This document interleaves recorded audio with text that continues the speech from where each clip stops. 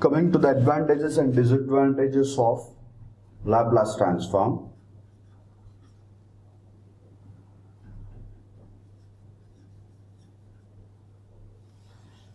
Coming to the advantages and disadvantages of Laplace transform.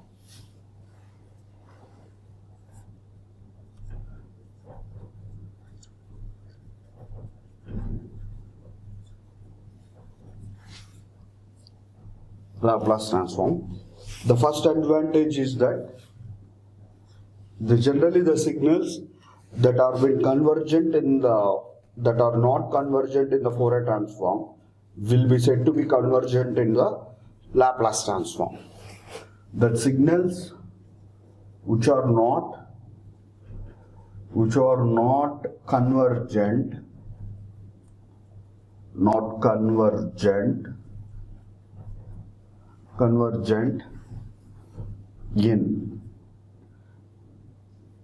in Fourier transform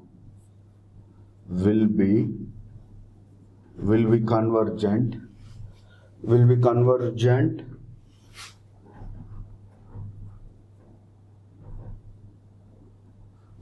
will be said to be the convergent.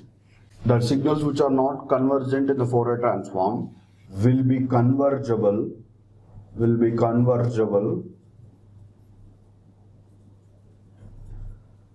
in Laplace transform. Second point is that convolution in the time domain will be nothing but our multiplication in the frequency domain. That is the second advantage. In order to do the convolution in time domain, that can be replaced by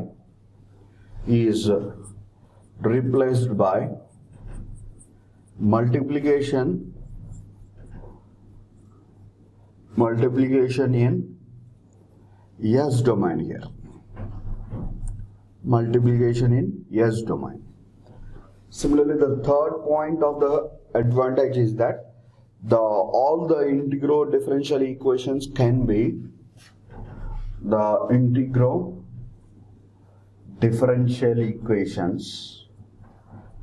easily convertible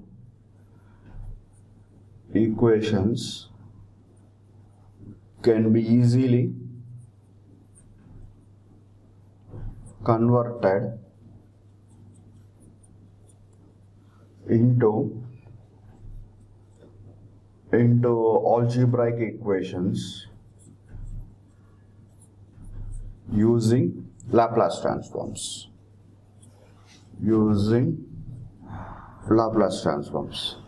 Because of these three advantages, mainly we'll use the corresponding Laplace transform. Coming to the disadvantages,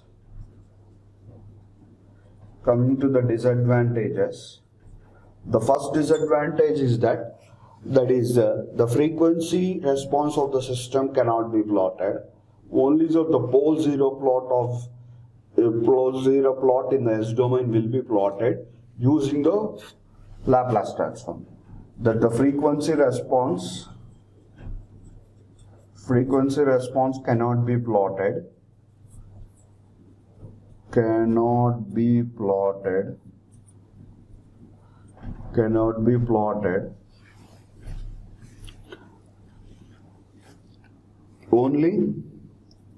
only the pole zero response will be plotted using this Laplace transform.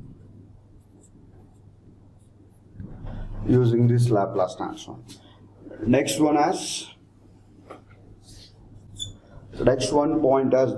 point as where the S is equal to j omega is used only for the steady state responses. That is, when S is equal to j omega, this Laplace transform is used for steady state responses. Steady state or responses or analysis, anything.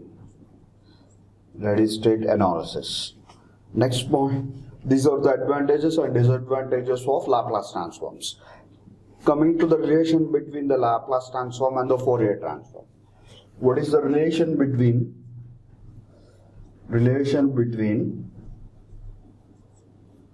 Laplace transforms and the Fourier transforms? Relation between Laplace transforms and the Fourier transforms. As we know that the Fourier transform of a signal, that is Fourier transform of a signal x of t, will be given as x of omega, which is equal to minus infinity to infinity x of t e power minus j omega t dt. This is the Fourier transform of the corresponding. Similarly, the inverse Fourier transform as, that is the inverse Fourier transform of x of omega, which is equal to x of t, which is equal to minus infinity to infinity x of omega e power j omega t d omega. That's all. Now coming to this particular one, to get the relation between this Fourier transform and the Laplace transform, the first point what we'll do is simply replace the omega with respect to sigma plus j omega. That's replace the omega with respect to sigma plus j omega. Therefore, when we write that equation x of, in place of omega we are writing the sigma plus j omega, which is equal to minus infinity to infinity x of t e power, in place of that's omega, we should write the sigma plus j omega. That's why minus of sigma plus j omega of t dt.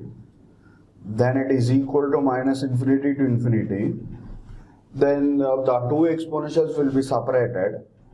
X of t e power minus sigma t into e power minus j omega t dt. This is s of sigma plus j omega.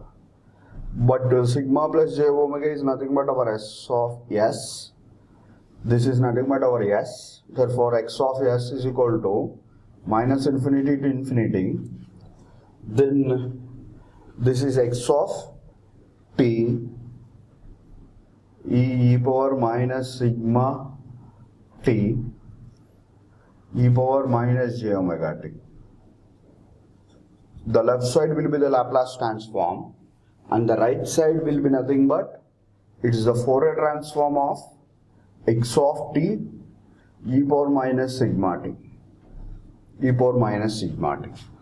Therefore, our x of s is this one. X of s is equal to, that's it will be equal to the Fourier transform of x of t e power minus sigma t. Therefore, our x of s is equal to x of omega, when our s is equal to simply the coincidence called as the j omega. When the s is equal to j omega, that is the sigma value will be equal to 0.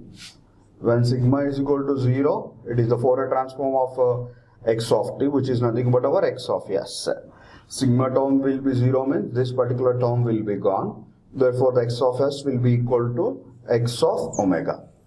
That is the basic relation between the Laplace transforms and the and Fourier transforms. It's the relation between the Fourier transforms and the